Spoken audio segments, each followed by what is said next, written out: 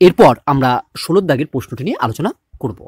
FX equal to, যখন x not equal to 0 তখন এফএক্সের ভ্যালু হচ্ছে sine 5x by x square plus 2x।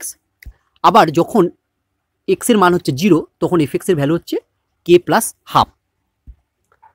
FX সন্তত হয় x equal to 0 বিন্দুতে, তাহলে কে এর মান কত হবে আমাদের নির্ণয় করতে হবে।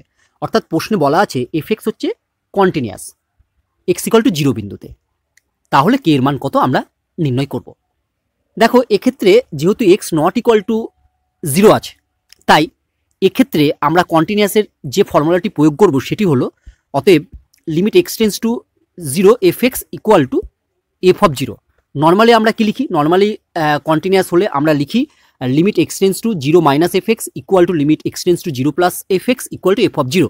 কিন্তু এখানে আমরা limit x tends to 0 F x equal to f of 0 প্রয়োগ করলাম। কেন প্রয়োগ করলাম না, কারণ এক্স নট ইকুয়াল টু 0 আছে। এক্স নট ইকুয়াল টু 0 মানে এক্স টেন্স টু 0 প্লাস হলেও আমাকে এই ফাংশনটি নিতে হবে, আবার এক্স টেন্স টু 0 মাইনাস হলেও আমাকে এই একই ফাংশন নিতে হবে। তাই এক্ষেত্রে আমরা limit x tends to 0 F x equal to f of 0 লিখবো। তাহলে কোন ক্ষেত্রে এই ফর্মুলাটি প্রয়োগ করবো না, যেসব ক্ষেত্রে যে বিন্দুতে সন্তত আছে বলা আছে এবং সেই বিন্দুতে বলে দেওয়া আছে এক্স নট ইকুয়াল টু 0, সেক্ষেত্রে আমরা এই ফর্মুলাটি প্রয়োগ করব। চলো এর পরের লাইনে আমরা লিখি this implies limit x tends to 0। এই ক্ষেত্রে এক্স টেন্স টু 0 ক্ষেত্রে এফ এক্সের মান কত?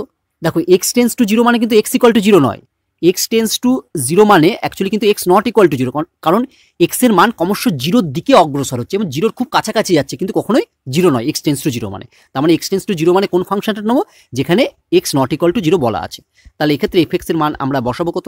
এক্ষেত্রে এফ এক্সের মান আমরা বসিয়ে দেবো হচ্ছে sine 5x by x square plus 2x equal to f of 0। F of 0 মানে যখন এক্সের মান 0 তখন এক্সের এফ এক্সের ভ্যালুটা কত? দেখো যখন এক্সের মান 0 তখন এফ এক্সের ভ্যালু হচ্ছে কে প্লাস হাফ। তাহলে এফ অফ 0 মানে k plus half. This implies, এবার আমরা এই লিমিটটির মান নির্ণয় করব। সবসময় মনে রাখবে লিমিটের মান আমরা এল হসপিটাল রুল প্রয়োগ করে নির্ণয় করব। তোমরা জানো যে এল হসপিটাল রুল কিভাবে প্রয়োগ হয় বা কোন কোন ক্ষেত্রে প্রয়োগ করা হয়। যদি ভুলে যাও তাহলে আমার যে কনসেপচুয়াল ভিডিও আছে এল হসপিটাল রুল নিয়ে, সেটি তোমরা দেখতে পারো, যার লিঙ্ক আমি ডিসক্রিপশন বক্সে দিয়ে দেবো। দেখো এল হসপিটাল রুল প্রয়োগ করলে আমরা কি করব? প্রথমে লিমিট এক্স টেন্স টু 0, এবার লব বা নিউমিনেটরে যে সাইন 5x আছে, হ্যাঁ নিউমিনেটরে সাইন 5x আছে, অর্থাৎ লবে সাইন 5x আছে, এর ডেরিভেটিভ করবো। এর ডেরিভেটিভ হচ্ছে 5 ইন্টু কস 5x বাই হরে যেটি আছে তার ডেরিভেটিভ করলে আমরা পাবো, দেখো এক্স স্কোয়ারের ডেরিভেটিভ হচ্ছে 2x প্লাস 2 ইন্টু এক্সের ডেরিভেটিভ হচ্ছে 1, মানে 2 ইন্টু 1 মানে হচ্ছে প্লাস 2 ইকুয়াল টু আমি লিখলাম যা আছে তাই কে প্লাস হাফ।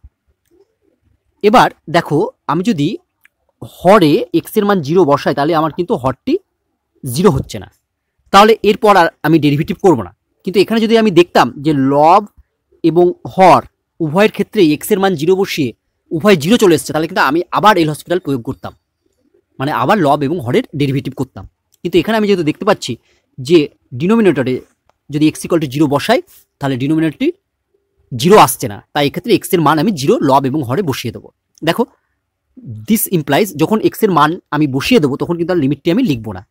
তাহলে আমি লবে পাচ্ছি 5 ইন্টু এক্সের মান 0 বসালে হচ্ছে কস 0 বাই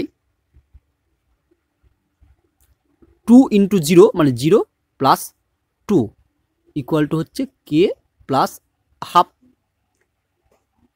দিস ইমপ্লাইজ, দেখো এক্ষেত্রে কস 0 মান হচ্ছে 1, তাহলে আমরা পাবো হচ্ছে 5/2 equal to k plus half. এখান থেকে আমরা সহজেই দেখো কে এর মান নির্ণয় করতে পারবো। This implies K equal to আমরা লিখবো 5/2 মাইনাস হাফ। তোমরা তোমাদের মতো ক্যালকুলেশন করবে, এটা ক্যালকুলেশন করলে আমরা পাবো হচ্ছে 4/2, 4/2 মানে ইকুয়াল টু 2। তাহলে এক্ষেত্রে সঠিক উত্তর কোনটি হলো না, এক্ষেত্রে আমার সঠিক উত্তর হলো ডি।